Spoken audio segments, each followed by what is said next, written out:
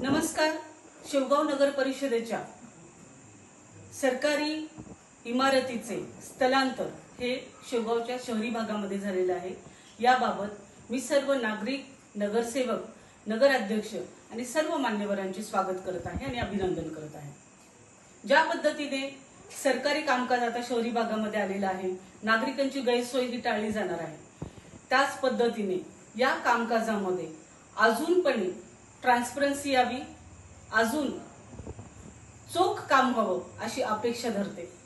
काही दिवसांपासून अतिक्रमणाच्या मोहिमेवरती सीओ घाडगे मॅडम आपल्याकडे ऍक्टिव्ह आहेत. जसं बेकायदेशीर गोरगरीब, टपरीवाले आणि छोटे छोटे व्यावसायिक यांचे अतिक्रमण काढण्यात आली, त्याच पद्धतीने शेवगावमधील काही भागांचे जे धनधांड्यांचे जे घरं आहेत, दुकानं आहेत, यांच्याबाबत सरकार किंवा नगर परिषद काय निर्णय घेणार याचा विचार जनतेला पडलेला आहे. कारण श्रीमंतांना हात आणि गरिबाला लाथ हा कोणता दलाल आहे की हा दलाल मध्ये मांडवलकी करून ह्या अतिक्रमणाला अभय देत आहे. आणि ही अतिक्रमण बेकायदेशीर असून कायदा, संविधान आणि सगळ्यांसाठी कायदा सारखा असतो.